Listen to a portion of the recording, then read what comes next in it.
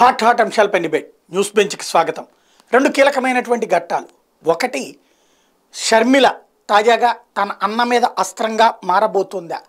అది ఎవరు పంపిస్తున్నారు? కాంగ్రెస్ పార్టీనా, తెలుగుదేశం పార్టీనా, లేదా తనే స్వతహాగా వస్తుందా? ఎందుకంటే ఆవిడ పిసిసి చీఫ్ అవుతుందన్నటువంటి ప్రచారం ఒకవైపున తెలుగుదేశం అనుకూల మీడియా చేస్తుంటే, అదే సందర్భంలో పిసిసి చీఫ్ గిడుగు రుద్రరాజుతో పార్టీ ఇన్ఛార్జ్ భేటీ కావటం, ఆ సందర్భంగా షర్మిల పార్టీలోకి వస్తుందన్నటువంటి విషయాన్ని కన్ఫర్మ్ చేయడం. తెలంగాణలో టీఎస్ విభాగం అంటే వైఎస్ఆర్ టీపీని విలీనం చేయలేదు, చేసుకోనియలేదు. ఈవెన్ అక్కడ రేవంత్ రెడ్డితో కూడా విభేదాలు పెట్టుకున్నటువంటి షర్మిల ఇక కాంగ్రెస్ పార్టీలో ఈ రోజు వరకు చేరలేదు. రేపో మాపో చేరి ఆ పైన ఆంధ్రప్రదేశ్ పిసిసి చీఫ్ అవుతుందా? ఇది జగన్కి ప్రయోజనమా, నష్టమా? జగన్ మీద కాంగ్రెస్ వదులుతున్నటువంటి అస్త్రమా, లేకపోతే కనుక తెలుగుదేశం పార్టీ వదులుతున్నటువంటి అస్త్రం అవుతుందా? ఇది ఒక ఆస్పెక్ట్. రెండోది వచ్చేటప్పటికి భారతీయ జనతా పార్టీ తెలుగుదేశం కూటముల మధ్యన పొత్తు అన్నటువంటిది దాదాపుగా ఖరారైపోయింది. ఢిల్లీలో దీనికి సంబంధించిన తుది సంప్రదింపులు జరుగుతున్నాయి. వాళ్ళ పదాధికారుల సమావేశం సందర్భంగా దక్షిణాదిలో 132 సీట్లకు కాను కనీసం 60, మ్యాక్సిమం 80 గెలుచుకోవాలనుకుంటున్నారు. ఇప్పుడున్నది 29 సీట్లే కాబట్టి అది కూడా కర్ణాటకలో క్రిందటిసారి వచ్చినాయి 25. ఈ దఫా ఆ స్థాయిలో అవకాశం తక్కువ ఉన్నది కాబట్టి ఆంధ్రప్రదేశ్, కర్ణాటక అట్లాగే తమిళనాడులో పొత్తులతో కలిసి వెళ్ళేటట్టు, ఈవెన్ కేరళలో కూడా కలిసి వచ్చే పార్టీలతో పొత్తులకు వెళ్ళేటందుకే సిద్ధపడుతోంది భారతీయ జనతా పార్టీ అన్నటువంటి మరొక కాన్సెప్ట్ నడుస్తోంది ప్రచారం ఢిల్లీలో. ఈ రెండు మధ్య ఏం జరుగుతోంది, ఆంధ్రప్రదేశ్ రాజకీయం ఏ మలుపులు తిరుగుతోంది? ముందుగా షర్మిల ఉదంతం, వైఎస్ఆర్ కాంగ్రెస్ పార్టీ మీద ఎవరు వదిలిన అస్త్రం, అన్న వదిలిన బాణం కాస్త ఇప్పుడు రివర్స్ అయిందా? ఈ అంశానికి సంబంధించినటువంటి చర్చ చూద్దాం. పురుషోత్తం రెడ్డి గారు ఏమనుకుంటున్నారు?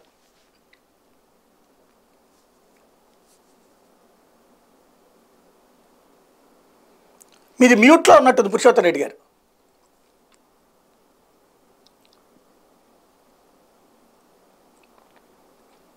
రైట్, మళ్ళీ మీ దగ్గరికి వస్తాను.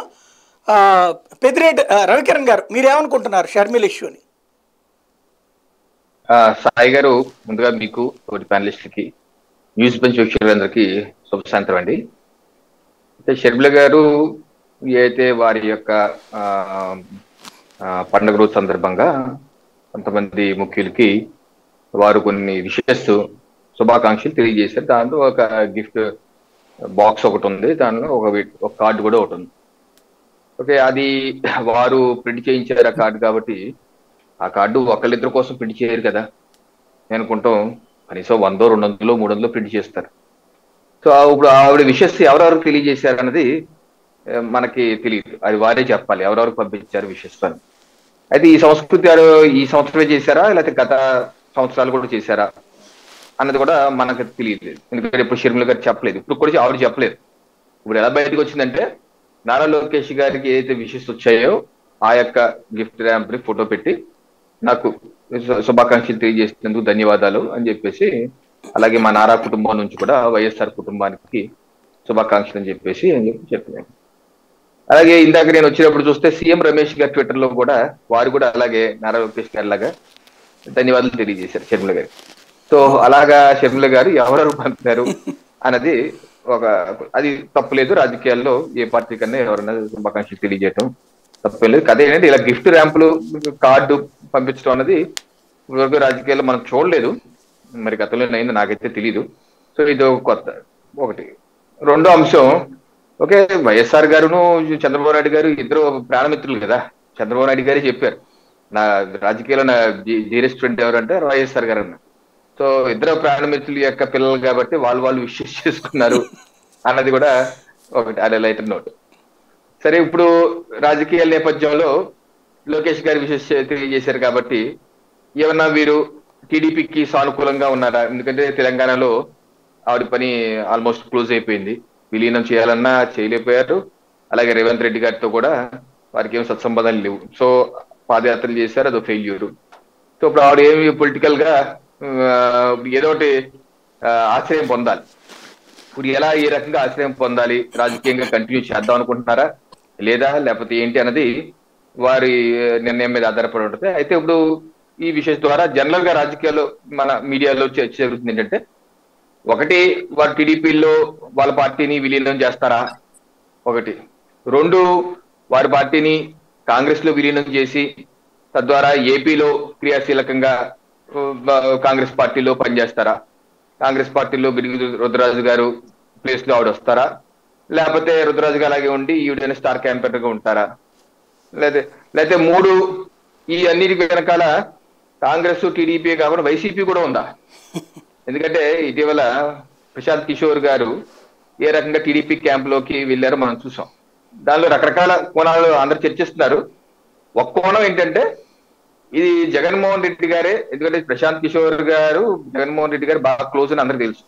2019 ఎన్నికల ముందు కూడా వారి సత్సంబంధం, 2019 ఎన్నికల ముఖ్యమంత్రి అయ్యాక కూడా పలు దఫాలు ప్రశాంత్ కిషోర్ గారిని వారి సీఎంఓ కార్యాలయం పిలిపించుకుని 2-3 విషయాలు మాట్లాడిన విషయం మనం కూడా చూసాం. అందుకని వారిద్దరికి మంచి సంబంధాలు ఉన్నాయి కాబట్టి వారే కావాలని జగన్ వదిలిన బాణమా టీడీపీ క్యాంప్ లోకి కావాలని పంపారా?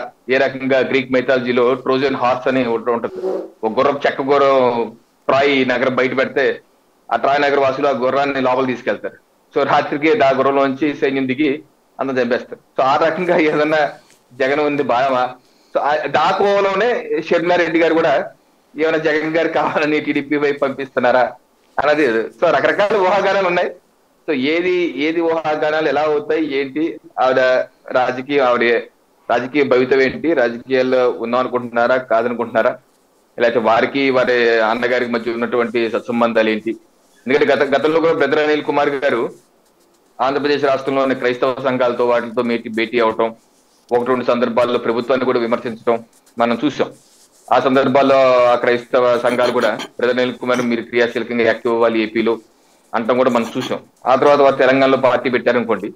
ఇప్పుడు తెలంగాణలో పని జరగట్లేదు కాబట్టి ఏపీలోకి వచ్చి చేస్తారా, చేస్తే ఎవరితో కలిసి చేస్తారు ఏంటి, కాంగ్రెస్ తరఫు చేస్తారా, టీడీపీ తరఫు చేస్తారా, ఎవరి తరఫు చేస్తారా అనేది చూడవలసిన అవసరం ఉంది సాయి గారు. రైట్. పురుషోత్తం రెడ్డి గారు, మీరేమనుకుంటున్నారు షర్మిల ఎంట్రీ గురించి?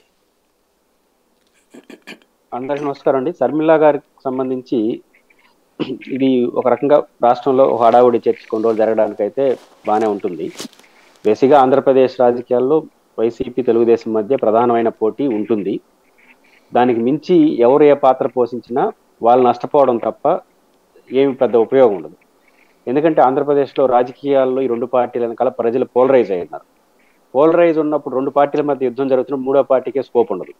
అదే పవన్ కళ్యాణ్ గారు లాంటి స్టార్ క్యాంపెయినర్ కూడా ఒక బలమైన సామాజిక వర్గం ఉన్నా కూడా మీకు తెలుగుదేశంలో కలవాల్సిన పరిస్థితి వచ్చింది. అంటే ఒక ఎండ్ ఆఫ్ ద డే వచ్చినప్పుడు శత్రుత్వంగా మారినప్పుడు అటు ఇటు మారిపోతాయి ఓట్లు, కాబట్టి ఇంకొకరికి వేయరు. అట్లాంటి దశలో కాంగ్రెస్ పార్టీ రాష్ట్ర అధ్యక్షులుగా వస్తుందని ఒక చర్చ నడుస్తుంది. లోకేష్ గారు గిఫ్ట్ పంపించారని ఇంకో చర్చ నడుస్తుంది. ఇవి ఏవి పాత్ర పోషించినా 2024 వరకు తర్వాతనే, 2024 తర్వాత ఎవరే పాత్ర పోషించినా ఆ రోజున రాజకీయ పరిస్థితులు ఉంటాయే తప్ప 2024 ఎన్నికల్లో ఈ 2 పార్టీలు కాదని ఏరే పాత్ర ఎవరు పోషించినా ఉపయోగం ఏంటంటే మీడియాలో డిస్కషన్ కోసం, లేదా ఈ 2 పార్టీలు ఎవరికొరకు ఉపయోగపడడం కోసం తప్ప ఇంకొక ఆల్టర్నేటివ్ అయ్యే ప్రసక్తే ఉండదు. కాంగ్రెస్ పార్టీ తరఫున వారు నిలబడినా కూడా, వాళ్ళు ఉన్నా కూడా ఇప్పటికిప్పుడు కాంగ్రెస్ పార్టీకి పుంజుకునే పరిస్థితి ఆంధ్రప్రదేశ్లో లేదు. ఎందుకంటే కాంగ్రెస్సే వైసీపీ. కాబట్టి రెండోది, ఇక్కడ జగన్మోహన్ రెడ్డి గారి మీద కోపం ఉన్నది వచ్చేస్తారు. అది కూడా నేను కరెక్ట్ అన్నాను. ఎందుకంటే జగన్మోహన్ రెడ్డి గారి మీద కోపం ఉన్న, ఇప్పుడు చంద్రబాబు నాయుడు గారు అనుకున్న 40% ఓట్లు అందరూ చంద్రబాబును ప్రేమించేం కాదు, జగన్మోహన్ మీద కోపంతో ఉండేవాళ్ళు కూడా ఉంటారు. అట్లా జగన్మోహన్ వెనకాల ఉండే వాళ్ళందరూ చంద్రబాబు మీద కోపంలో ఇట్లా ఉంటారు. కాబట్టి ఆ పార్టీ మీద వ్యతిరేకంగా ఈ పార్టీలో ఉంటారు, ఈ పార్టీలో ఆ పార్టీ నాయకుడి యొక్క ఇష్టాంత సంబంధం లేకుండా ఉంటాయి. ఇది రాజకీయాల్లో పోలరైజేషన్ అట్లే ఉంటుంది. కాబట్టి షర్మిల గారికి ఆ పాత్ర ఉంటుంది. రెండోది, షర్మిల గారికి నేను అనుకుంటుంది ఆమె వేస్తున్న అడుగులు ప్రతి అడుగు ఆమెని డీగ్రేడ్ చేసే పరిస్థితి తెచ్చుకుంటా ఉంది. నిజానికి షర్మిల గారు మంచి లీడరు, సమర్థవంతంగా వెళ్తుంది, ప్రజలతో బాగా కలుస్తుంది, రాజశేఖర రెడ్డి కూతురుగా ఇంకొక ఇమేజ్ ఉంది. ఆ ఇమేజ్ని ఆమె వేసే ప్రతి అడుగు పెంచుకునేది కాకుండా తగ్గించుకునేది వేస్తూ ఉంది. కాంగ్రెస్లో వేసిన ప్రతి అడుగు, ముఖ్యంగా తెలంగాణలో ఆమె పార్టీ స్థాపించిన రోజు నుంచి ఈ రోజు వరకు ఒక్క అడుగైనా ఆమెని ముందుకు నడుపుతా ఉందా? ప్రతి అడుగు వెనక్కి వెళ్ళిపోతాం. ఫస్ట్ ఏమో కాంగ్రెస్ని ఇష్టపడి తిట్టారు, రేవంత్ రెడ్డి గారిని తిట్టారు, కాంగ్రెస్ పార్టీ రాజశేఖర రెడ్డి గారి విషయంలో ఏం చేసిందో చెప్పేసి విపరీతంగా మాట్లాడేసింది. ఆ తర్వాత పాదయాత్ర, ఆ తర్వాత కాంగ్రెస్ పోయి డీకే శివకుమార్ గారి జన్మదిన శుభాకాంక్షలు చెప్పేయడం, ఆ తర్వాత అన్కండిషనల్గా పోయి నేషనల్ లీడర్స్తో కలిసేయడం, మళ్ళీ చేరిపోతానని చెప్పడం, మళ్ళీ పోటీ చేస్తాం, ప్రతి అడుగు వడిగా వేసేయడం, ప్రతి అడుగు వెనక్కి నట్టేస్తా ఉన్నాం. కానీ తెలంగాణలో ఆమె చేసిన ప్రతి ప్రయోగం ఆమె వ్యూహాత్మక లోపాల కారణంగా బలహీనపడిపోయింది. ఇప్పుడు ఆంధ్రప్రదేశ్ రాజకీయాల్లో కూడా 24 వరకు వెయిట్ ఆమె నా దృష్టిలో కాంగ్రెస్ లో చేరడమే మంచిది. కానీ ఈ ఇతరత్ర ప్రయోగాలు చేయకుండా నేరుగా మొదట్లోనే తెలంగాణలో కాంగ్రెస్ లో చేరిపోయి ఉంటే ఇంకొక రకంగా ఉండేది. ఆమె రకరకాల ప్రయోగాలు చేసి తప్పు చేసింది. ఇప్పుడు ఆంధ్రప్రదేశ్లో కూడా 24 ఎన్నికల తర్వాత ఎవరు వాడతారు, ఎవరు గెలుస్తారు, ఢిల్లీలో ఎవరు అధికారంలోకి వస్తారు అనే దాన్ని చూసిన తర్వాత ఆమె స్టెప్స్ తీసుకుంటే, స్టెప్స్ కాంగ్రెస్ లో ఈ రోజు చేరినా మంచిదే, కానీ యాక్టివ్ రోల్ ఆంధ్రప్రదేశ్ లో పోషిస్తే ఏమవుతుంది, ఆటోమేటిక్ గా కాంగ్రెస్ ఓట్లు పెరుగుతాయని చర్చ వస్తుంది. అది ఆటోమేటిక్ గా జగన్మోహన్ రెడ్డి గారిని అభిమానించే వాళ్ళందరూ కూడా శర్మిలా గారిని అభిమానిస్తారు. ఎప్పటి వరకు ఆమె పోయి ఇంకొక ప్రత్యర్థికి సహాయం చేయనంత వరకు. ఇప్పుడు కాంగ్రెస్ పార్టీలో చేరి కాంగ్రెస్ పార్టీకి 4 ఓట్లు రావడం అంటే తెలుగుదేశానికి ఉపయోగపడమే కదా. తెలుగుదేశం పార్టీకి ఉపయోగపడే పని చేశాయని వైసీపీ అభిమానులు కానీ యాంటీ చంద్రబాబు గారి గ్రూప్ హర్షిస్తుందా? అలాంటి ప్రయత్నం శర్మిలా గారు చేస్తే మరింత బలహీనడం తప్ప ఇంకోటి కాదు. కాబట్టి తెలంగాణలో చేసిన తప్పుల నుంచి ఆమె గుణపాఠాలు నేర్చుకోవాలి. ఇప్పుడు జరుగుతున్న ప్రచారమే, ఆమె ఎక్కడ మాట్లాడట్లేదు, కానీ కొన్ని పిల్లర్స్ చూస్తా ఉంటే నిజమా అనిపించేట్టుగా ఉంది. కాబట్టి ఆమె ఏ రోల్ తీసుకున్నా 24 తర్వాత ఎవరో ఒకరు వాడతారు, ఎవరో ఒకరు గెలుస్తారు, ఢిల్లీలో ఒకరెవరు వస్తారు. ఆ సందర్భంగా రాజకీయ పరిణామాలు దృష్టిలో పెట్టుకొని కానీ ఆమె అడుగులు వేస్తే ఆమెకి మంచిది, ఏదైనా సొసైటీకి ఆమె చేయగలదు. కానీ ఇక్కడ కూడా పటపట అడుగులు చేసి తెలంగాణలో ప్రయోగాలు చేసేస్తే చివరికి శర్మిలా గారు ఒక బలమైన పాపులర్ పర్సన్, ఒక ఉమెన్ లీడర్ ఎందుకు కొరగాని పరిస్థితి ఏర్పడుతుంది. మరి ఆమె ఏమి నిర్ణయం తీసుకుంటుందో తెలియదు. అయితే ఇప్పుడు ఈ సోషల్ మీడియా వచ్చేసిన తర్వాత ప్రశాంత్ కిషోర్ ఎఫెక్ట్ అని దీన్ని మాట్లాడుతున్నారు. ఏది, మన లోకేష్ గారి గిఫ్ట్ పంపించడం. ప్రశాంత్ కిషోర్ అప్పుడే స్టార్ట్ చేసేసినాడు రాజకీయాల్ని, ఎట్టడి పెట్టేస్తాడని. నా పాయింట్ ఏంటంటే 3 రోజుల క్రితం చంద్రబాబు నాయుడు గారు జగన్మోహన్ రెడ్డి గారు శుభాకాంక్షలు చెప్పినాడు, జన్మదిన శుభాకాంక్షలు. ఇప్పుడు ఆయన కూడా ఆయనతో చేరిపోతాడు. పవన్ కళ్యాణ్ చెప్పాడు, ఆయన ఈయనకి చెప్పినాడు. ఇవన్నీ రాజకీయాల్లో మామూలే. అట్ట చెప్పింది ఆ శర్మిలా గారు. లేదా ఇంతకుముందు శర్మిలా గారు కూడా ఇంతకుముందు డీకే శివకుమార్ గారికి శుభాకాంక్షలు చెప్పింది. శర్మిలా గారిని అట్లా చూడలేం, నేను అన్న మాట కూడా చూడలేం. ఎందుకంటే శర్మిలా గారు ఏదైనా అడుగులు వేస్తారేమో అనుమానం ఉంది. ఎందుకంటే శర్మిలా గారు డీకే సోమ గారికి శుభాకాంక్షలు చెప్పింది. అంతకుముందు ఎప్పుడైనా చెప్పిందా? నాకు తెలిసి ఎప్పుడు చెప్పినట్టు నాకైతే గుర్తులే. వాళ్ళ ఫ్యామిలీ ఫ్రెండ్ అన్నా ఇప్పుడు చూడలేను నేను, మీరు చెప్పాలి, ఎప్పుడు చెప్పినట్టు కనపల్లా. మళ్ళీ ఇప్పుడు ఎందుకు చెప్పారు ఎన్నికల వాళ్ళు అట్టే ఢిల్లీకి పోయినారు. అట్లా లోకేష్ గారికి ఆమె తెలుగుదేశంలో చేరతారని నేను అనుకోను. తెలుగుదేశం చేరితే ఆడికి అయిపోయినట్టే చాప్టరు, తెలుగుదేశం చేరుతుందని నేను అనుకోను. కాకపోతే ఉపయోగపడే పనులు చేసే ఇరిటేషన్ యాక్టివిటీ చేస్తే ఆమె ఆంధ్రప్రదేశ్ లో డిగ్రేడ్ అయ్యే అవకాశం ఉంది. రైట్.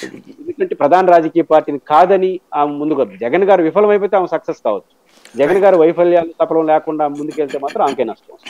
రైట్. శ్రీనివాస్ చౌదరి గారు ఏమంటారు? సాయి గారు వాయిస్ ఓకేనా? పర్లేదు, చెప్పండి. సాయి గారు, మీకు న్యూస్ బెంచ్ ప్రేక్షకులకి, అలాగే వైఎస్ఆర్సీపీ నేత హనుమంత్ రెడ్డి గారికి, బీజేపీ నేత కిరణ్ గారికి, అనలిస్ట్ పురుషోత్తం గారికి నా తరపున తెలుగుదేశం పరితప మొదటి నమస్కారాలు. ఆంధ్ర రాష్ట్ర రాజకీయాల్లో షర్మిలా గారి యొక్క ఎంట్రీ, ఈ చర్చలో వివిధ కోణాలు పరిశీలించుకుంటే గిఫ్ట్ ఇచ్చుకోవటం, శుభాకాంక్షలు చెప్పుకోవటం గతంలో జగన్ గారు కానీ, పవన్ కళ్యాణ్ గారి, చంద్రబాబు గారు రాజకీయ నాయకుల మీద సర్వసాధారణంగా చెప్పుకుంటారు. జగన్ గారు వాళ్ళ కూతురు కూడా అప్పుడేదో ఎగ్జామ్ లో పాస్ అయితే కూడా దానికి శుభాకాంక్షలు చెప్పారు. అయితే షర్మిలా గారు ఎప్పుడు మా పార్టీ నాయకుడు చెప్పింది లేదు, ఇంతకు ముందు లేదు, ఇప్పుడు లేదు. మరి ఎందుకు చెప్పారు అనే కోణం చూసినప్పుడు ఖచ్చితంగా రాజకీయ కోణం ఉందని అనుకుంటాను. అది ఎవరు చెప్పారు, చేస్తే వాళ్ళు చేశారనేది అబద్ధం. నాకు కొన్ని ఎత్తుగడలు ఆమె బాగా చేశారు. తెలంగాణలో కొంత ఎంటర్ కావాలని, పాలమూరు నుంచి పోటీ చేయాలని కొంత ప్రయత్నం చేశారు. కానీ బేషరతుగా కేవీపీ శివకుమార్ రాయబారంతో కాంగ్రెస్ కి బేషరతుగా ఆవిడ పూర్తి స్థాయిలో మద్దతు తెలియజేసింది. ఆ తర్వాత వాళ్ళ ఇద్దరి మధ్యలో జరిగిన చర్చలు, మొన్న కూడా నేను వేరే ప్రచార మాధ్యమం చెప్పాను, తను ఆంధ్ర రాష్ట్రంలో షర్మిలాకి కాంగ్రెస్ బాధ్యతలు అప్పచెప్తారని. ఆ రోజు కాంగ్రెస్ స్పోక్స్ పర్సన్ కూడా ఆల్మోస్ట్ అనుకున్నారు. ఈ రోజు కూడా యూహ కమిటీ, ఏఐసిసి కమిటీ కాంగ్రెస్ మీటింగ్ జరుగుతోంది ఢిల్లీలో. ఆల్రెడీ వైఎస్ఆర్సీపీలో ఉన్న కాంగ్రెస్ పాత నేతలందరూ కూడా షర్మిలా గారికి ఫోన్ల ద్వారా శుభాకాంక్షలు చెబుతున్నారు అనేది కూడా మాకున్న సమాచారం. సో ఆవిడ వస్తే జగనన్న బాణం ఆయనకే ఎక్కువ అవుతుందా, ఆయన మీద ఉన్న అసంతృప్తి వాదులు, పాత కాంగ్రెస్ వాదులు, రాజశేఖర రెడ్డి గారి మిత్రులంతా కూడా వెళ్తారా, ఎంతవరకు వెళ్తారు, అవన్నీ అబోధ కల్పాలండి. అంటే నారా లోకేష్ గారికి పంపించింది ఆవిడ, కాంగ్రెస్ వాళ్ళకి పంపించలేదు. గిడుగు రుద్రరాజు అది ఎందుకు పంపించారు, అది ఎందుకు పంపించారో చెప్తారు. ఎందుకంటే జగన్మోహన్ రెడ్డి గారికి ఎందుకు పంపలేదు, లోకేష్ గారికి ఎందుకు పంపారు. జగన్మోహన్ రెడ్డి గారు కాపాడతారు అనుకుని గిఫ్ట్ పంపిందా, లేదంటే ఖాళీ పంపుతాడా? జగన్మోహన్ రెడ్డికి ఎప్పుడు పంపించలేదు ఆవిడ.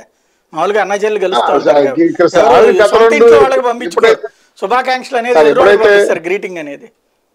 సరే ఎప్పుడైతే జెరూసలేం దగ్గర ఆశీర్వాదాల పైన గొడవ స్టార్ట్ అయిందో అక్కడ నుంచి వాళ్ళ ఫ్యామిలీ కుటుంబ సభ్యులు ఆస్తుల విషయాలు, అలాగే ఆమె రాజకీయంగా జగన్మోహన్ రెడ్డి ముఖ్యమంత్రి కావడానికి 50% పైచులకు ఆమె సర్వీసు, వీటన్నిటిని కూడా వాడుకొని తల్లిని చెల్లిని వదిలేసిన తర్వాత ఆవిడ ఖచ్చితంగా ఫ్రస్ట్రేషన్ లో ఉంది. కాబట్టి ఆమె చెప్పే పరిస్థితి ఉందో లేదో నాకు తెలియదు. కాటికి పంపే వాళ్ళకి ఎందుకు శుభాకాంక్షలు చెప్తారు, కాపాడేవాళ్ళు శుభాకాంక్షలు చెప్తారు కానీ.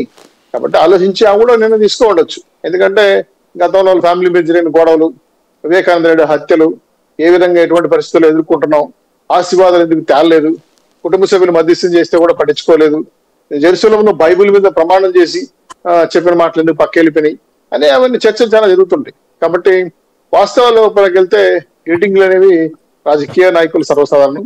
అయితే ఆంధ్ర రాష్ట్ర ఎన్నికలకు వచ్చేప్పటికి మీ వైపు నుండి వదిలిన అస్త్రమా? ఎందుకంటే రాధాకృష్ణ గారే from the beginning follow up చేస్తున్నారు. భువనేశ్వర్ గారి కంటే కూడా ఎక్కువగా రాధాకృష్ణ గారు చంద్రబాబు గారిని ప్రేమిస్తుంటారు కాబట్టి ఆ కోణంలో నుంచి ఏమైనా ఉందా? మీకు సాయి గారు, మీకు 2 నెలల క్రితమే ఈసారి చంద్రబాబు నాయుడు గారి ఎత్తుగాళ్ళు దిమ్మ తిరిగి మైండ్ బ్లాక్ అవుతుందనే విషయాన్ని మీకు చెప్పా. అవి ఎలా ఉంటాయి వ్యూహాలు చెప్పండి అని నేను పెద్ద చేసి చెప్పలా. ఖచ్చితంగా ఎవరు కొట్టే దిమ్మ తిరుగుతుందో మైండ్ బ్లాక్ ఉందో ఆడే పడ్డిగాడు. ఆ డాష్ మీరు పూరించుకోవచ్చు. అయితే ఇప్పుడైతే కాంగ్రెస్ పార్టీలోకి పిసిసి చీఫ్ గా ఆవిడని పంపించడం కూడా చంద్రబాబు గారే చేశారంటారు మొత్తం మీద. నేను అనలేదండి. ఇప్పుడు మీరు అన్నది ఎవరు కొడితే నేను అనలేదండి. ఎవరు కొడితే దిమ్మ తిరిగి మైండ్ బ్లాక్ అవుతుందో ఆడు పండుగాడు అన్నా. అదే ఆ యువకులు ఎవరు పాత్ర ఇస్తారంటే మీరు డాష్ మీరు పూరించుకోండి. కూడా చంద్రబాబు గారి హవానే నడుస్తుంది అంటారు. అయితే ఆ డాష్ మీరు పూరించుకోండి, నాకు సంబంధం లేదు. ఎందుకంటే ఈ 100% మాకు జగన్మోహన్ రెడ్డి గారు పత్రం మాకు అవసరం. వచ్చే పరిస్థితులు ఏ విధంగా వాడుకోవాలో నా సబ్జెక్ట్ చెప్పండి హనుమంత్ రెడ్డి గారు. ఒక నిమిషం చెప్పండి, మీ అనుమానాలు తీరుస్తాను. మీరు అడిగిన క్వశ్చన్ కూడా తెలుస్తాను. ఎప్పుడైతే జగన్మోహన్ రెడ్డి గారు విధ్వంసకరమైన పరిపాలన చేశాడు, ఆ రోజు ఆయన ఏ విధంగా మమ్మల్ని ఇబ్బంది పెట్టాడు, బాబు గారిని ఎందుకు అక్రమ అరెస్టులు చేశారు, ఇవన్నీ కొంత తెలుసుకున్న తర్వాత ఓహో ఇలా ఆయన దొంగ దెబ్బలు తీస్తాడా అని ఆలోచన వచ్చిన తర్వాత ఖచ్చితంగా ముళ్ళుతోనే తీయాలి, వజ్రాన్ని వజ్రంతోనే కొయ్యాలి. కాబట్టి ఖచ్చితంగా కొన్ని రకాల వ్యూహాలు అనేవి పనిచేస్తాయి కూడా. రాబోయే 2024 తర్వాత వైఎస్ఆర్సీపీ పార్టీని లేకుండా భూస్థాపన చేసే బాధ్యత మాది. 100% తీసుకుంటాం. ఆ రోజు కూడా చెప్పాము హనుమంత్ రెడ్డి గారికి, రెడ్డి సార్ వెల్కమ్ అని, ఆల్రెడీ మీ ఎమ్మెల్యేలు ఎంపీలు వస్తున్నారని. అలాగే వచ్చి ఆలోచింటే తెలిసిన చిన్నప్పటి నుంచి కళలు వెంటానే ఉన్నా. కాంగ్రెస్ పార్టీని భూస్థాపితం చేయాలని బీజేపీ భూస్థాపితం చేయాలని కాంగ్రెస్, తెలుగుదేశం పార్టీని దెబ్బతీయాలని కాంగ్రెస్, లేకపోతే కాంగ్రెస్ ని ముంచేస్తామని తెలుగుదేశం, లేకపోతే మొన్న కూడా తెలుగుదేశం పార్టీకి 23 వచ్చింది కాబట్టి తెలుగుదేశాన్ని భూస్థాపితం చేసేస్తున్నామని వైసీపీ. ఇవన్నీ ఎవరినెవడు భూస్థాపితం చేస్తాడు? కమ్యూనిస్టులు నా చిన్నప్పటి నుంచి ఏ రోజు అధికారంలోకి రానుడే ఇవాళకే ఉన్నాడు. ఎవరు భూస్థాపితం చేస్తారు? సాయి గారు, రాజకీయాలు ఇవన్నీ సర్వసాధారణ తాత్పర్యాలు, అర్థాలు, లింకులు చూడాలంటే నేను కూర్చోలేను. కాబట్టి దయచేసి జగన్ గారి యొక్క పత్రానికి శత్రువు మిత్రులు కాబట్టి 100% తెలుగు రాష్ట్రాల్లో మరొక పార్టీకి షర్మిల గారు నాయకత్వం వహిస్తున్నారు. పూర్తి స్థాయి నేషనల్ స్థాయిలో చెప్పండి సూటిగా. INDIA కూటమిలో చేరబోతోంది తెలుగుదేశం. లేదు సార్, లేదు తెలుగుదేశం పార్టీ. మరి మీరు పంపించిన బాణం అక్కడ ఉంది. మేము పంపలేదు. జగనన్న వేసుకున్న బాణం, జగనన్న వేసిన బాణం రోడ్డు మీదకి వెళ్తే ఆ బాణాన్ని లాక్కొచ్చుకుని మీరు వాడుతున్నారు కాబట్టి ఇప్పుడు ఆ బాణానికి సంబంధించినటువంటి ఒరిజినల్ విల్లు మీరు కాబట్టి ఏమన్నా నేర్చుకుంటారా? దాంట్లో చేస్తారు. మేము బిల్లు కాదు, బాణం కాదు, జగన్మోహన్ రెడ్డి సొంతంగా వేసుకున్న బాణం. అది ఆయన మీదకి జాగ్రత్త లక్ష్యం మీ వెళ్తుంది. ఒక్కోసారి జాగ్రత్తగా ఉండండి. రాదు అవకాశాలు లేవు. అటువంటి జాగ్రత్తలు తీసుకుని ఏ పార్టీకి ఎక్కడ చెప్పులు పెట్టాలో పెడతాం. రైట్. హనుమంత్ రెడ్డి గారు ఏమంటారు? నమస్తే సార్. మీకు సాయి న్యూస్ ప్రేక్షకులకు మరియు ప్యానల్ ఉండే సభ్యులకు అందరికీ నమస్కారం సార్. ఏదైతే షర్మిల గారు గిఫ్ట్ పంపించారని ఏదైతే లోకేష్ గారికి చెప్తున్నారో, లోకేష్ గారు గత ఎలక్షన్ల ముందర ఏదైతే షర్మిలమ్మ గారి వ్యక్తిగత జీవితం మీద ఏ విధంగా వ్యక్తిత్వ హననం చేశాడో, అదే లోకేష్ గారు బాలకృష్ణ ఇంటి దగ్గర నుంచి ఆ కేసు పెడితే బాలకృష్ణ ఇంట్లో నుంచి అది జరిగింది అనే విషయం రాష్ట్ర ప్రజలకు తెలుసు, అందరికీ తెలుసు. ఆ విషయం టీడీపీ పార్టీ ఏ విధంగా ప్రచారం చేసింది, ఏ విధంగా వాడుకున్నారు, ఒక ఆడవారి యొక్క వ్యక్తిత్వం పట్ల ఏ విధంగా హననం చేశారో ఆ విషయం అందరికీ తెలుసు. దానికి సారీ చెప్పి ఉండొచ్చు, ఎందుకంటే ఏదైనా షర్మిలమ్మ గారు జగన్మోహన్ రెడ్డి గారికి దూరంగా ఉన్నారు కాబట్టి షర్మిలమ్మ నేను చేసిన దానికి, గతంలో నీ పట్ల ప్రవర్తించిన దానికి సారీ చెప్పి ఉండొచ్చు. ఆ సారీకి షర్మిలమ్మ గారు కూడా యాక్సెప్ట్ చేసి ఇప్పుడు గిఫ్ట్ పంపించిండొచ్చు. ఎందుకంటే సారీ చెప్పిన విషయం లోకేష్ గారు ఇప్పుడు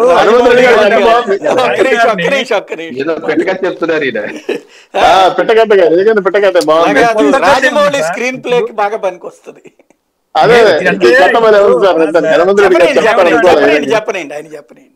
షర్మిలమ్మ గారి వ్యక్తిత్వాన్ని హననం చేసింది టీడీపీ పార్టీ. హైదరాబాద్ లోనే ఉన్నారు కదండి హనుమంత్ రెడ్డి గారు.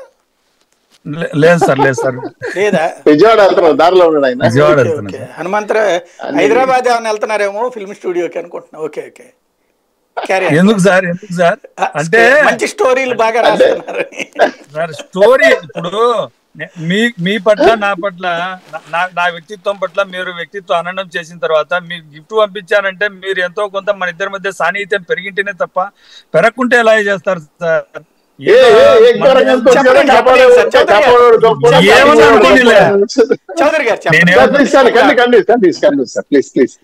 చౌదరి గారు, మీరు మీ అవసరాల కోసం ఎవరిని ఏ విధంగా వాడుకుంటారో, టీడీపీ పార్టీ ఏ విధంగా వాడుకుంటుందో ఈ రాష్ట్ర ప్రజలకు అందరికీ తెలుసు. పార్టీ అవసరాలు అయిపోయిన తర్వాత వాళ్ళని ఎక్కడ పడేస్తారో హరికృష్ణ గారిని అడిగా తెలుస్తుంది, దగ్గుబాటి వెంకటేశ్వరరావు గారిని అడిగా తెలుస్తుంది, నందమూరి ఫ్యామిలీ ఏ విధంగా వాడుకుంటారు.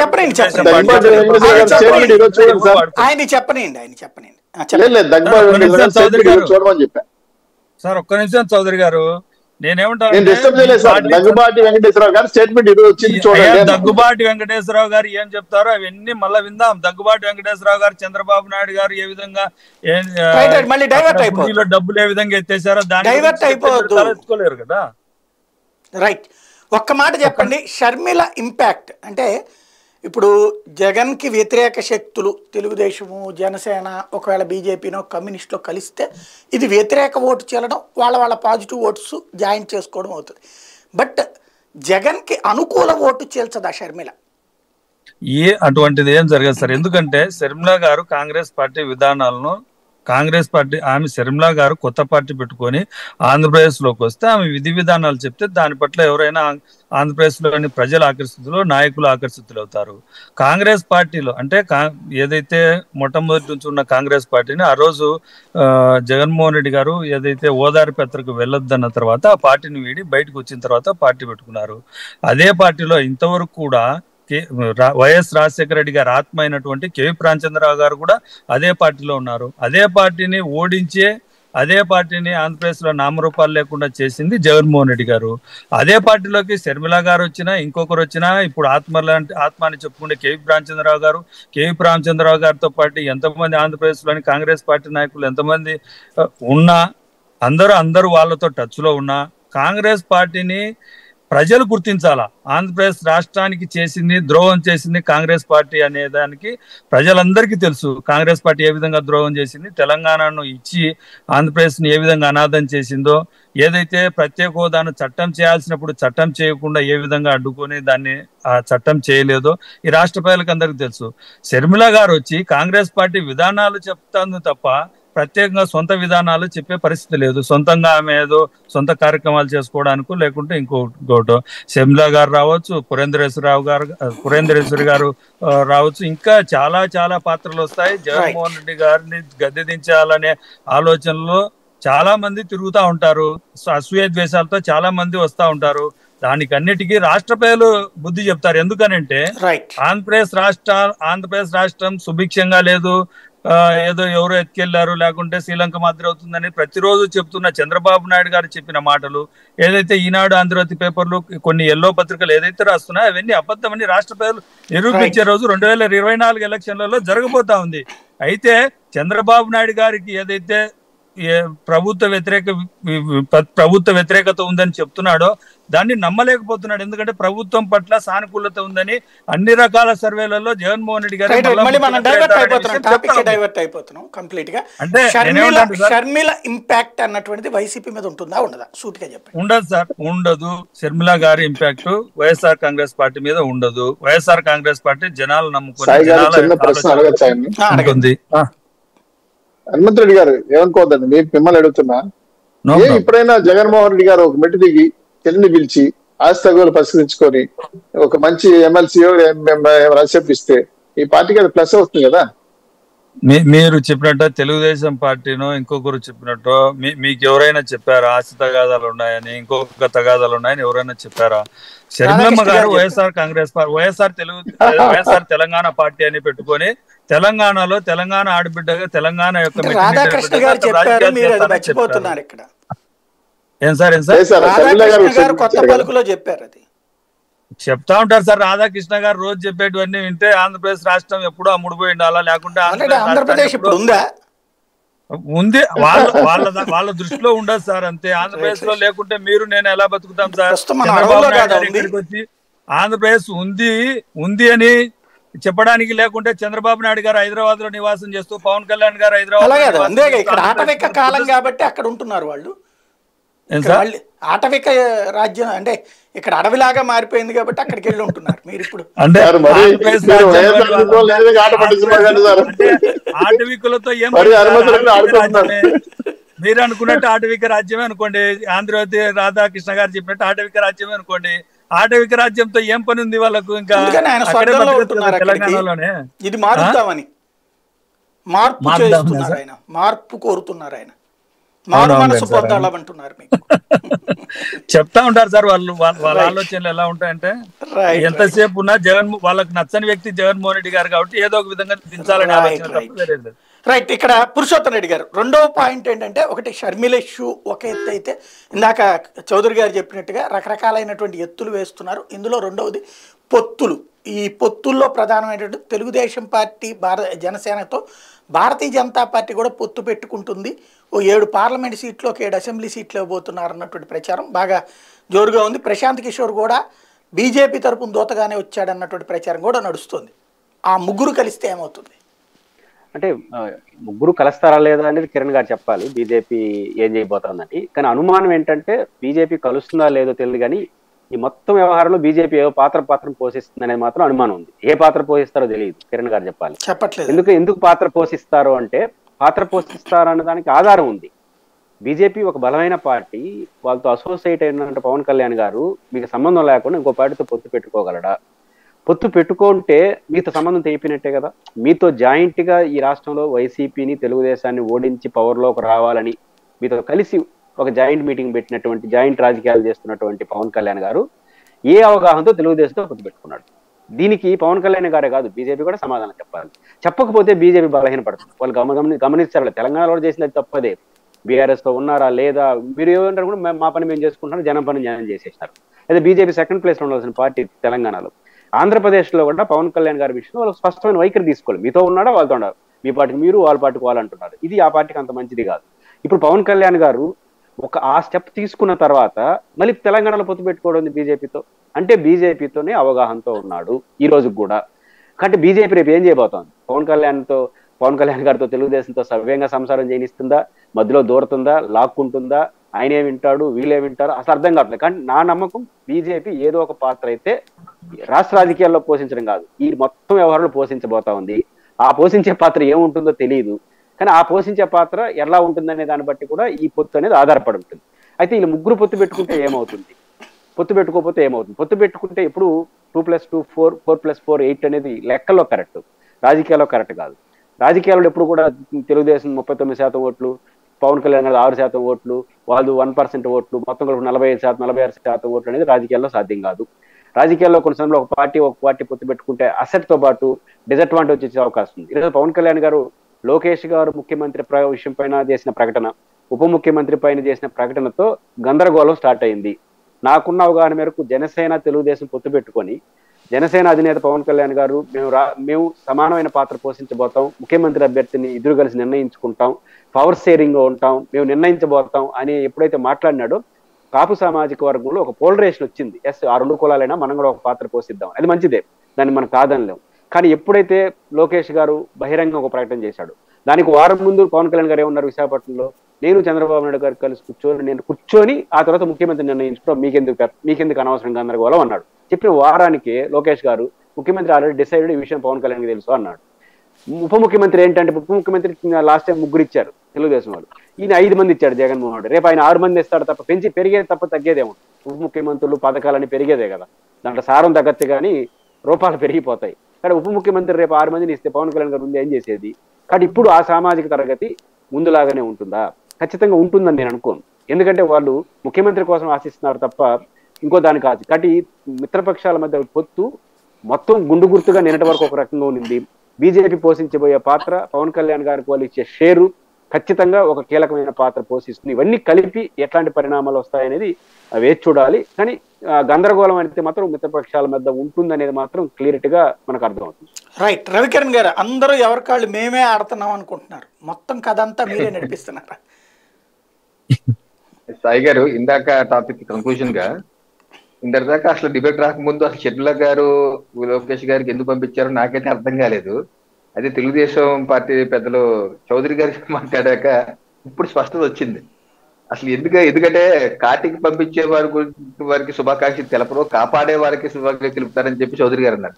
అంటే మొత్తానికి తెలుగుదేశం పార్టీ షర్మిల గారికి అభయహస్తం ఇచ్చింది కాబట్టే ఆవిడ ఇచ్చింది. దీని వెనకాల మొత్తం ఈ షర్మిల గారు ఎక్కడికి వెళ్ళాలి, ఏ పార్టీకి వెళ్ళాలి, ఏ పార్టీ అధ్యక్షుడిగా ఉండాలి, పండుగాడు ఉన్నాడు.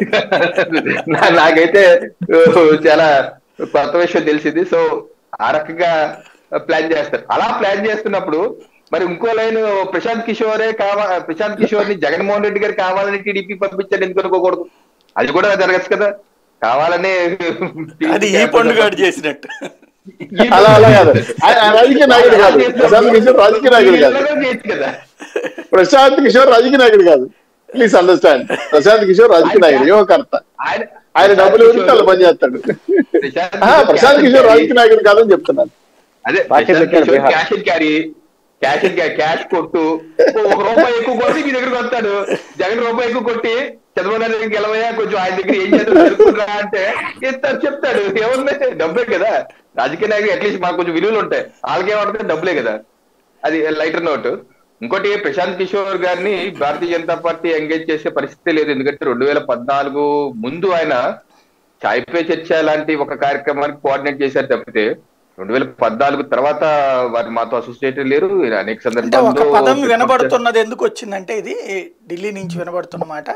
బీహార్లో నితీష్ కుమార్ ప్లేస్లోకి ఆయన రావాలనుకున్నాడు, ఆయన వారసుడిగా, రాజకీయ వారసుడిగా ఆయన పక్కన పెట్టేశాడు. ప్రస్తుతం భారతీయ జనతా పార్టీకి సుశీల్ కుమార్ మోడీ కూడా వల్ల కావట్లేదు కాబట్టి నెక్స్ట్ పీకే భారతీయ జనతా పార్టీ తరఫున అభ్యర్థి అవుతారు.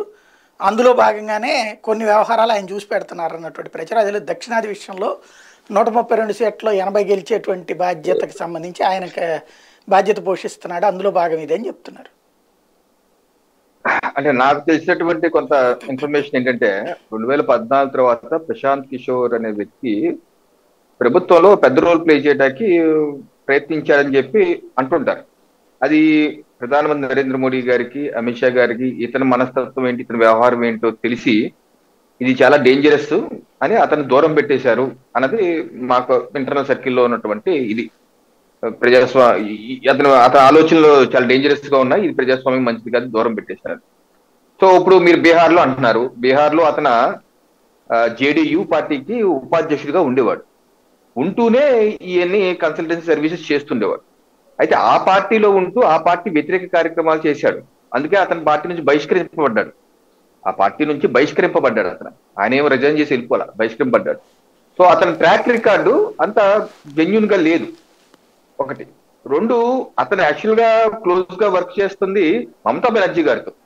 ఎందుకంటే జాతీయ మీడియా కూడా గత 6 నెలలుగా, ఒకసారి ఎవరన్నా సరే వీక్షకులు గూగుల్లో వెళ్ళి కొడితే 6 నెలలుగా చెప్తుంది ఏంటంటే మమతా బెనర్జీ వాళ్ళ మేనల్డో అభిషేక్ బెనర్జీ నారా లోకేష్ గారితో టచ్ లో ఉన్నారు. నారా లోకేష్ గారు ప్రశాంత్ కిషోర్ తో మాకు అపాయింట్మెంట్ ఇప్పించుకొని 6 నెలలుగా సంప్రదింపులు జరుపుతున్నారు అనేది నేషనల్ మీడియా పేపర్లో డక్కన్ క్రానికల్ కూడా చెప్తున్నాను. ఎవరన్నా కొత్తగా వచ్చింది ఈ వార్త, గూగుల్లో ఉంది, ఆగస్టులో రాశారు డక్కన్ క్రానికల్లో. ఈ శీర్షికన మీరైనా ఎవరన్నా గూగుల్లో కొడితే వస్తుంది, చూడండి. వాళ్ళు రాసింది అది. నారా లోకేష్ గారు అభిషేక్ బెనర్జీతో టచ్ లోకి వెళ్ళి మాకు ఈయన సర్వీసెస్ కావాలి, ఏదో రకంగా మీరు ప్యాచప్ చేయండి అంటే, ఎందుకంటే ఇతన వాలంటరీ రిటైర్మెంట్ అని ఇది రాజకీయ వ్యూహకర్త అన్న దానికి ప్రకటించిన టీఎంసీతో సత్సంబంధం కలిగి ఉన్నారు. ఎందుకంటే గోవా ఎన్నికల్లో కూడా టీఎంసీకి కోఆర్డినేట్ చేశారు. అయితే అతను నేను చేయలేదు అంటారు కానీ గోవాకి వెళ్ళారు, చేశారు, కొంతవరకు ఉంది. అక్కడ టీఎంసీ ఫెయిల్ అయిపోయాక అబ్బాయి నా పాత్ర ఏం లేదన్నారు. సో అలాగే అభిషేక్ బెనర్జీ టీఎంసీతో ఆయనకి సత్సంబంధం ఉందని నారా లోకేష్ గారు టచ్ లో వెళ్ళారు. అప్పటి నుంచి 3 నెలల నుంచి జరుగుతున్నాయి సంప్రదింపులు, 4 నెలల నుంచి అని జాతీయ మీడియా రాసుకుంటూ వచ్చింది. సో ఇది బీజేపీ పంపించింది అన్నది టోటల్లీ రూల్డ్ అవుట్. మాకు 10 సంవత్సరాల టచ్ నెంబర్. మీరు చెప్పాక పాయింట్ ఇంతవరకు తెలియదు. మీరైనా ఇప్పుడు అయిపోయినారు, గూగుల్లో కొట్టండి, ఎవరైనా సరే డక్కన్ క్రానికల్ కొట్టండి వస్తుంది. దాసిది నేను కూడా అక్కడనే చూసి చెప్తాను, నేను పెద్ద జీనియస్ ఏం కాదు, అంటే చూసి చెప్తున్నాను అంతే. ఇంకో మూడో విషయం, జాతీయ పదాధికారుల సమావేశం ఢిల్లీలో 2 రోజుల పాటు జరిగిన విషయం మనందరం చూసాం. దానిలో మా పార్టీ నాయకత్వం, ప్రధానమంత్రి గారు, నడ్డా గారు, అమిత్ షా గారు ఇచ్చిన నిర్దేశం ఏంటంటే ఒక పార్టీని ఓవరాల్ గా 350 నుంచి 400 సీట్లు ఈసారి వచ్చే విధంగా దిశానిర్దేశం చేయాలి. అలాగే దాని మీద క్షుణ్ణంగా పరిశీలించి, అలాగే దక్షిణాదిలో కూడా మనకి ఇప్పటివరకు 29 ఉన్నాయి, దీన్ని ఇంప్రూవ్ చేసుకోవాలి అని చెప్పి చేయడం జరిగింది. అయితే మీరు అన్నట్టు దక్షిణాదిలో పొత్తులు అన్ని రాష్ట్రాల్లో ముందుకు వెళ్ళాలి అన్నది మనం ఒకసారి విశ్లేషిస్తే దాని మీద ఇప్పటికే కర్ణాటకలో జేడీఎస్ తో పొత్తులో ఉన్నాం, వాళ్ళు ఆల్రెడీ ఎన్డీఏకి వచ్చేసారు. సో ఆ రాష్ట్రం క్లోజు. ఓకే, తెలంగాణతో ఏ పొత్తు ఉండదని డిక్లేర్ చేశారు. ఆ రాష్ట్రం ఏ పార్టీతో ఉందని చెప్పేశారు సార్. కిషన్ రెడ్డి గారు చెప్పారు కదా, లోక్సభ ఎన్నికలు మాకు ఏ పార్టీతో పొత్తు ఉందని చెప్పేసి డిక్లేర్ చేశారు. ఆ రాష్ట్రం క్లోజు. తమిళనాడు ఏఐడిఎంకోతో మేము తెగదింపులు దించేసుకున్నాం, విడిగా వెళ్తున్నాం అని చెప్పేసి మా రాష్ట్ర అధ్యక్షులు, అక్కడ అధ్యక్షులు గారు అన్నామలై గారు స్పష్టంగా చెప్పారు. అది అయిపోయింది, ఇంకా ఆ రాష్ట్రంలో ఏమి లేదు. అలాగే పుదుచ్చేరి ఆల్రెడీ పొత్తులో ఉన్న ప్రభుత్వం నడుపుతున్నాం, అది కంటిన్యూ అవుతుంది. ఇక మిగిలింది కేరళలో మేము పొత్తు పెట్టుకునే పార్టీ ఏమి లేదు అక్కడ. ఆ కమ్యూనిస్టులు కాంగ్రెస్ వాళ్ళు తప్పితే అలాగే దేశ ముక్కలు చేసినటువంటి మొహమ్మద్ అలీ జిన్నా పార్టీ వీళ్ళు తప్పితే అక్కడ మిగిలింది ఏమి లేదు. మాకు భావస్వామి పార్టీ ఏమి లేదు కేరళ. సో కేరళలో పొత్తులు ఏమి ఉండవు. ఇక మిగిలింది ఆంధ్రప్రదేశ్ మాకు జనసేన ఉంది, సరే మనకున్న పరిస్థితుల్లో ఏమవుతాయి అంటే తర్వాత చూద్దాం. సో కొత్తగా మేమేదో దక్షిణాదిలో పొత్తులు పెట్టుకున్నది అంటూ ఏమీ ఉండబోదు. మనం విశ్లేషించుకుని నాకైతే అర్థం కావట్లేదు, మీకు ఏమన్నా విశ్లేషణ అర్థమైతే చెప్పండి. సో ఇక్కడ ఉన్నటువంటి ఆంధ్రప్రదేశ్ రాష్ట్రమే తేల్చాలి. ఇది ఎలా తేలుస్తారా ఏంటి అన్నది సంక్రాంతి తర్వాత కానీ. డౌట్ సార్, అక్కడ కిషన్ రెడ్డి చెప్పేశాడు ఏ పొత్తులు లేవని, రాష్ట్ర అధ్యక్షుడే. మీ పురంధేశ్వరి గారు ఎప్పుడు చెప్పరు, అక్కడ జాతీయ స్థాయిలో వాళ్ళు చెప్పాలంటుంటారు. కిషన్ రెడ్డి జాతీయ స్థాయి నాయకుల కంటే పవర్ఫుల్లా, ఇక్కడ లేకపోతే జాతీయ స్థాయి నాయకుల కంటే బలహీనులా?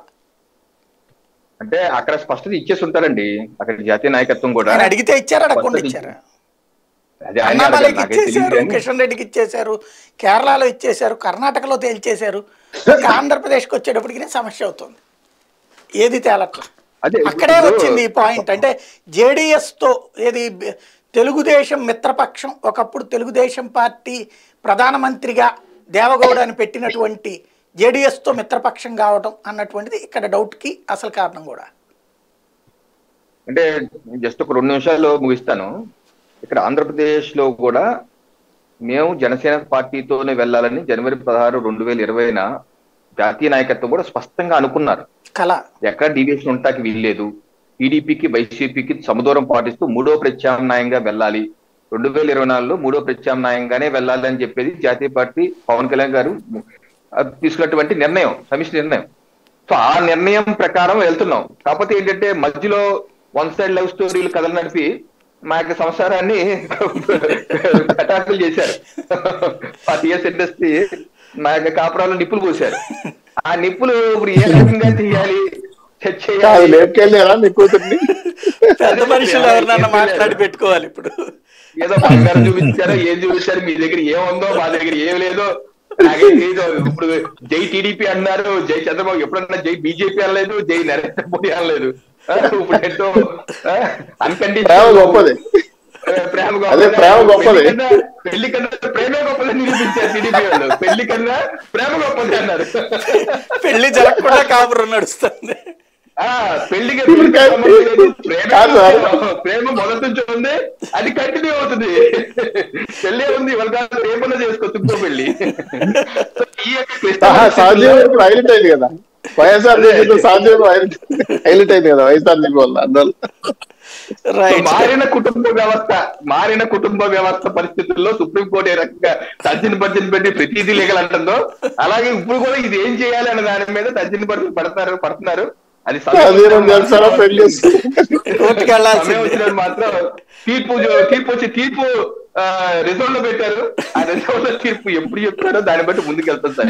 మంచి పాయింట్. చౌదరి గారు ఏమంటారు సార్? ఇప్పుడు ప్రశాంత్ కిషోర్ గారు బీహార్ లో వర్క్ చేస్తున్నారు, ఆయనకి ఐపాకే వర్కౌట్ చేస్తున్నది కూడా ఆయన పాదయాత్ర అంతా కూడా. అలాగే సంబంధం లేదు చెప్పాడుగా మొన్ననే ఋషి, ఐపాక్ ఋషి చూసుకుంటున్నాడు. ఒక్క నిమిషం సార్, నాకు తెలిసినంత వరకు అఫీషియల్ గా ప్రశాంత్ కిషోర్ గారు ఎక్కడ చెప్పాల ఐపాక్ నాకు సంబంధం లేదని. నేను ఐపాక్ నుంచి బయటకు వచ్చేసానని ప్రకటించారు గతంలో. లేదు సార్, బీహార్ ఆయన పాదయాత్రను కోఆర్డినేట్ చేస్తున్నది ఐపాక్. మన వరకు బీఆర్ఎస్ కోఆర్డినేషన్ ఆయన శిష్యులే, మాకు రాబిన్ సింగ్ ఆయన శిష్యుడే. అంటే ఎందుకు చెప్పారంటే ఆయన పొలిటికల్ గా ఎదగాలనుకుని ట్రై చేస్తున్నాడేమో దాంట్లో చిన్న లాజిక్ ఏముంటదంటే చంద్రబాబు గారి శిష్యుడే రేవంత్ రెడ్డి, లేకపోతే కాంగ్రెస్ శిష్యులే కేసీఆర్, చంద్రబాబు, ఇప్పుడు రేవంత్ రెడ్డి, లేకపోతే జగన్మోహన్ రెడ్డి. కాబట్టి ఆ టైప్ లో కాదు, ఆయన అనౌన్స్ చేశాడు ఏది జేడీయూకి వైస్ ప్రెసిడెంట్. మీకున్న సమాచారం నేనైతే ఐపాక్ తోనే ఉన్నాడని నాకున్న సమాచారం, తప్పేం కాదు. అయితే ఇక్కడ మమ్మల్ని కలవక ముందే పవన్ కళ్యాణ్ కలిసారండి. ఇది ఎక్కడ మీడియాలో రాలా, తెలుగుదేశం పార్టీ అనేది రాకముందే, ఢిల్లీ నుంచి రాకముందే ఫస్ట్ పవన్ కళ్యాణ్ గారితో ప్రశాంత్ కిషోర్ గారు సమావేశం అయ్యారు. ఇది ఎక్కడ పబ్లిక్ లో లేదు, మొన్న ఇది ఎక్కడ పబ్లిక్ లో రాలేదు. అది డిఫరెంట్ వ్యూహాల్లో భాగంగా అయిండొచ్చు. అయితే ఎందుకు కలిసాడు అనే పేరు మళ్ళీ మీరు నన్ను వేరే సమాధానం ఉన్నాయి దానికి. కాబట్టి ఇక్కడ టోటల్ గా ఏంటంటే రాష్ట్రం వైఎస్ఆర్ సిపికి వ్యతిరేకంగా ఉన్నటువంటి అన్ని రకాల వర్గాలను కూడా ఒక వేది మీద తీసుకురావాలని తెలుగుదేశం పార్టీ ఒక ఎయిమ్. దాంట్లో సక్సెస్ కావడానికి ఏ వ్యూహాన్నైనా అబ్జర్వ్ చేయాలి. రాజకీయ పార్టీ రాజకీయాలు చేస్తాయి కాబట్టి జగన్మోహన్ రెడ్డి గారు మొదట్లో సందేహం ఏంటంటే ప్రశాంత్ కిషోర్ గారు పవన్ కళ్యాణ్ కలిసారా, లేకపోతే పవన్ కళ్యాణ్ గారు ప్రశాంత్ కిషోర్ గారిని కలిసి లోకేష్ తో మాట్లాడిచ్చి ఇక్కడికి పంపించారా? లేదు సార్, ఫస్ట్ ప్రశాంత్ కిషోర్ గారే పవన్ కళ్యాణ్ గారు కలిశారు. మరి ఢిల్లీలో కలిశారని నాకున్న సమాచారం. మరి భాగంగా ఇప్పుడు లోకేష్ గారికి కలవడం జరిగిందా, అదే బాబు గారిని? అది ఇక్కడ నాకు తెలిసిన సమాచారం ప్రకారం రఘురామకృష్ణరాజు గారు దాన్ని కోఆర్డినేట్ చేశారు. మరి బెనర్జీ గారు విషయాలు నాకు తెలియదు. నాకున్న సమాచారం ఇంకా అంతమించి వెళ్తే ఇంక బీజేపీ వాళ్ళు చేశారని చెప్తారు మీరు మళ్ళీ చివరికి. రఘురామకృష్ణరాజు గారు ఇది నిజమైనటువంటి సెక్యులర్ పార్టీ అండి, అంటే political secular party. Bharatiya Janata party వాళ్ళు దాంట్లో ఉన్నోళ్ళు విమానం పెడతారు, వైఎస్ఆర్ కాంగ్రెస్ పార్టీ తరఫున గెలిచిన ఆయన కోఆర్డినేట్ చేస్తాడు. అదే సందర్భంలో భారతీయ జనతా పార్టీ రాష్ట్ర అధ్యక్షురాలు మీకు సహకరిస్తారు, జేడీయూలో మీకు వచ్చి పనిచేసి పెడతాడు. నిజంగా స్పెషల్ సెక్యులర్ పార్టీ మీది. అదే సార్, మారుతున్న పరిణామాలు చూస్తుంటే మీరు అన్నట్టు భర్తలు లేక పిల్లలు లేకుండా భర్తలు వస్తున్నారు, ఇదే పరిస్థితి వస్తుంది రాజకీయాల్లో. అక్రమ సంబంధాలు చేయకండి సార్, జీవితం సైంటిఫిక్ చెప్తాను, అబద్ధం కాదు. అమెరికా బతుకులు అయిపోతున్నాయి మనం ఇప్పటికే. ఇప్పుడు పాలిటిక్స్ కూడా రాజకీయాలు కూడా అలా వాస్తవంగా వ్యతిరేకంగా రాజకీయాలు కూడా అలా అయిపోతున్నాయి. ఏం చేయమంటారు సార్, ఇప్పుడు రకరకాల ఈక్వేషన్స్ కుటుంబాల్లో ఆర్థిక వాళ్ళు. కాబట్టి దీనివల్ల ఏమవుతుందంటే ప్రజలు అనవసరంగా కన్ఫ్యూషన్ గురి అవుతున్నారు. వాళ్ళని మనం అదే ప్రశాంత్ కిషోరే చెప్పాడు అన్నమాట, నేను అనవసరంగా ప్రజల్ని పక్కదారి పట్టిస్తున్నాను. కాబట్టి ఏ రిలేషన్స్ అర్థం కాక వస్తున్నారు జనాలు. ఇంతకుముందు అయితే మీ కాలంలో మీరు జర్నలిస్ట్ బేసిక్ స్థాయిలో ఉన్నప్పుడు ఒక ఊరికి పోయి ఒక పెద్దతో చెప్పేస్తే ఓట్లని ఆయన చూసుకునేవాడు, ఇంకొక ఊరికి పోయి ఇంకొక కూర పెద్ద మాడితే అవన్నీ చూసుకునే. ఎలక్షన్ అనేది నాకు తెలిసి 1985 అనుకుంటా సార్, నాకు తెలిసి మా ఊరు ఎమ్మెల్యే గెలిస్తే ఆయన ఖర్చు 28,000 అప్పుడు ఎమ్మెల్యేగా. ఆయన మన విద్యాశాఖ మంత్రి కూడా, అటవీ శాఖ మంత్రి కూడా, మీకు తెలిసి ఆ విషయం. ఈ రోజు చూస్తే ఎలక్షన్ చూస్తే అంతా ఎక్కడో కోట్లు, 200 కోట్లు, 300 కోట్లు.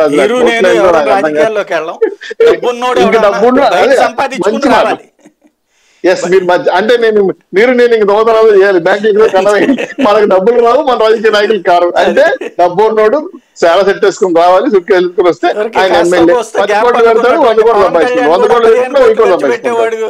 లేకపోతే ఎక్కడ టికెట్లు ఇస్తామని చెప్పారంటే ఇంకేం అదే 100 కోట్లు పెడతాడు, 1000 కోట్లు సంపాదించుకుంటాడు. అట్లా రాజకీయాల్లో బిజినెస్ అయిపోయింది. ఈ సపాలిస్టులు అనలిస్టులు కూడా అలా తయారయ్యారు. కాబట్టి ఇలాంటి మాట్లాడుకోవడానికి రాజకీయ వేదికగా మనం ఇలా మాట్లాడుకుంటాం. నాకు కూడా కొంచెం మనస్ఫూర్తిగా బాధగానే ఉంది.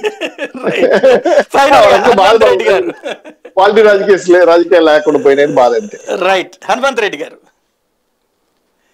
ప్రపంచానికి పాఠాలు నేర్పిన చంద్రబాబు నాయుడు గారు ఎంతో మంది ప్రధానులను రాష్ట్రపతులను చేసినారని చెప్పుకుని, ఆంధ్రప్రదేశ్ ను తెలంగాణలో అధిగట్టించానని చెప్పుకునే మేధావి చంద్రబాబు ఆఖరుకు ప్రశాంత్ కిషోర్ లేకుంటే నేను బతకలేను, లేకుంటే బీజేపీ లేకుంటే బతకలేను, పవన్ కళ్యాణ్ లేకుంటే బతకలేను అనే స్థాయికి దిగజారిపోయాడు. అంటే ఆంధ్రప్రదేశ్ లో జగన్మోహన్ రెడ్డి గారి ప్రభుత్వం ఎంత బలంగా ఉంది, ప్రజలకు ఎంత మంచి చేస్తా ఉంది అనే విషయం చంద్రబాబు నాయుడు గారి దిగజారుడు రాజకీయాలకు నిదర్శనం అనేది.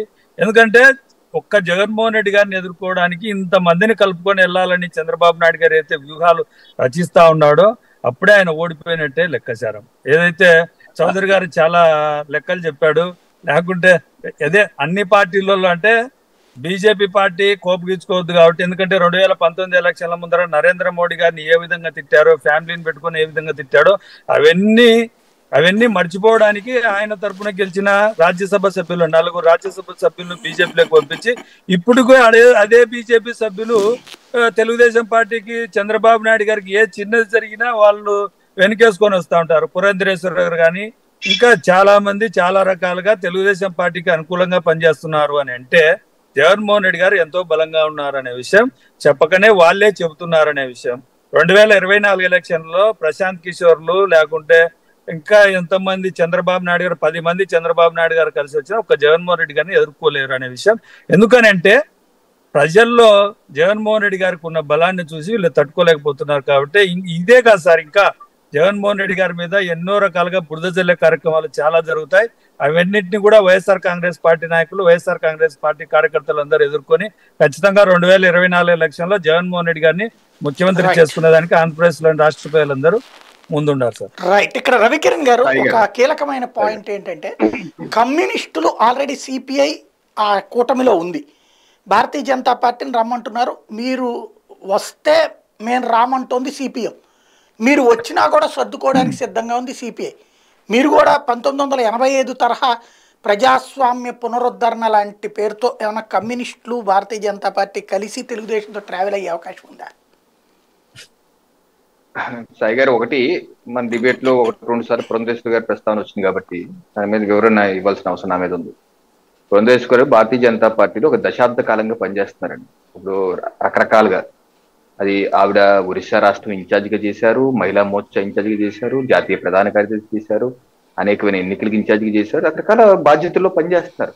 ఈ రోజు ఆవిడకి ఇంకో బాధ్యత ఇచ్చారు రాష్ట్ర అధ్యక్షురాలుగా. సో ఆవిడ పాత్ర ఆవిడ పోషిస్తున్నారు. అయితే బంధుత్వం ఉండొచ్చు, చంద్రబాబు నాయుడు గారి బంధుత్వం ఉంది కాదనుకో, బట్ అంత మాత్రం చేత ఆవిడేదో టీడీపీ కోసం పనిచేస్తున్నారు అన్న విధంగా వైసీపీ వాళ్ళు కానీ ఎవరన్నా చెప్పినా అది సమంజసం కాదు.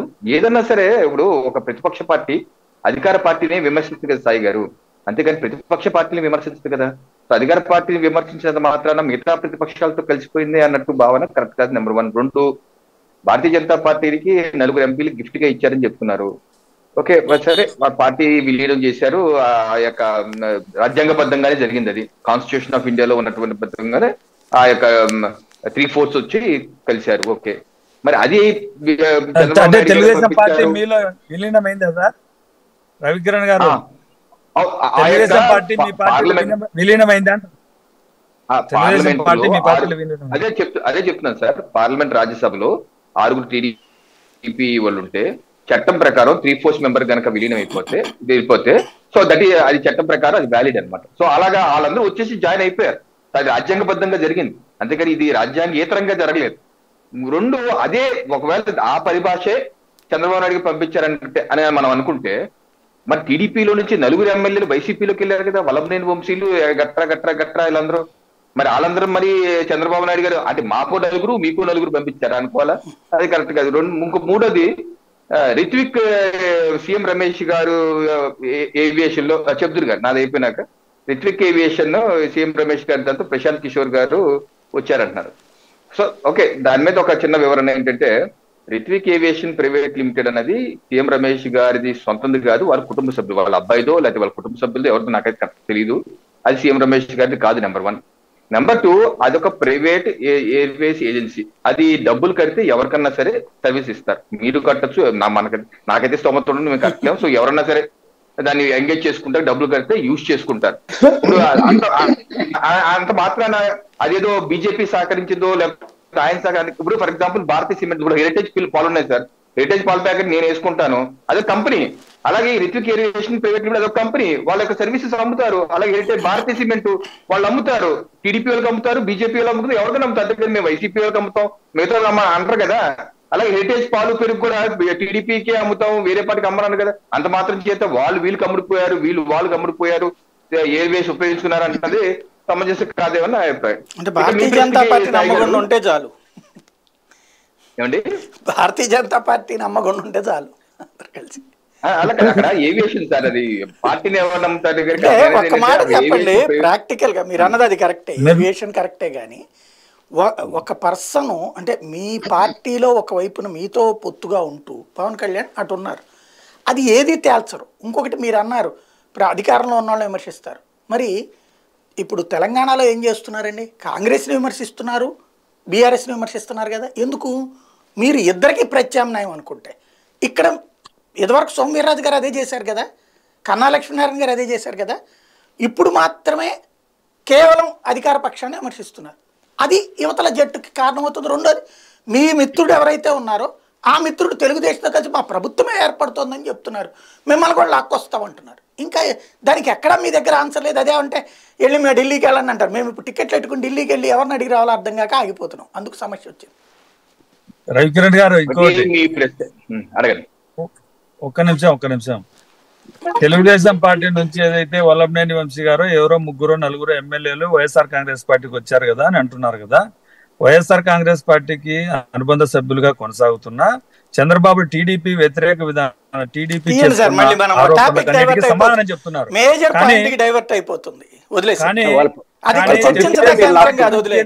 వాళ్ళ దగ్గర నుంచి వాళ్ళ దగ్గరికి పోయారు, వదిలేసేయండి, అది టాపిక్ డైవర్షన్ అయిపోతుంది. చెప్పండి. సాయి గారు, మీరు ఇప్పుడు అంటుంది పురంధరేశ్వరి గారు టీడీపీని విమర్శించట్లేదని. మీరు ఒకసారి పేపర్లు చూస్తే అది తెలియపోవచ్చు. ఒకసారి ప్రెస్ మీట్ కూడా మీరు ఒకసారి వింటే, ఇటీవల లేటెస్ట్ ప్రెస్ మీట్ లో కూడా వారు టెలికాం గురించి చెప్తూ, కొంతమంది టెలికాం వాళ్ళే సృష్టించారు, మొబైల్ వాళ్ళే కనిపెట్టారు, మొత్తాన్ని మేము చేసామంటారు, అది కాదు వాజ్పేయి గారు చేశారు ఇది అని పరోక్షంగా అంటం జరిగింది. అలాగే 2-3 సందర్భాలు కూడా టీడీపీని కూడా విమర్శించారు. అది కవరేజ్ రాదు.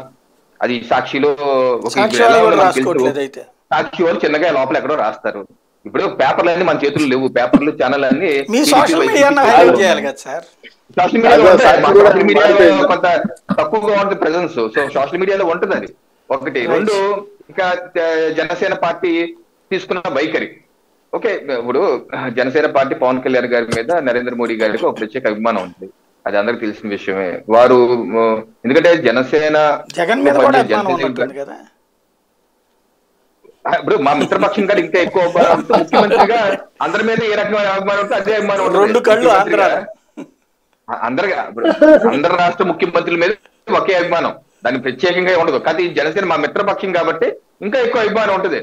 ఎందుకంటే యంగ్స్టర్ పార్టీకి 2014లో కూడా మనకి కలిసి వచ్చారు. ఆ రోజు పార్లమెంట్ కమిటీకి కూడా ఆయన పిలిచారు, parliament committee meeting, first meeting కూడా పవన్ కళ్యాణ్ గారు పిలిచారు. సో ప్రత్యేకమైన ఉంది, ఇది మాతో వచ్చారు కాబట్టి, మాతో జనసేన బీజేపీతో వచ్చారు కాబట్టి. సో ఇప్పుడు వారు ఏ రకంగానో మొత్తానికి టీడీపీకి దగ్గర అవుతున్నారు. సో దాన్ని ఏ రకంగా నిర్ణయం తీసుకోవాలి, లాంగ్ రన్ లో ఏ రకంగా నిర్ణయం తీసుకోవాలని మీమాంస ఉంది. దీనికి కారణం ఆ యొక్క అంబిగ్యూటివ్ అయితే ఉంది.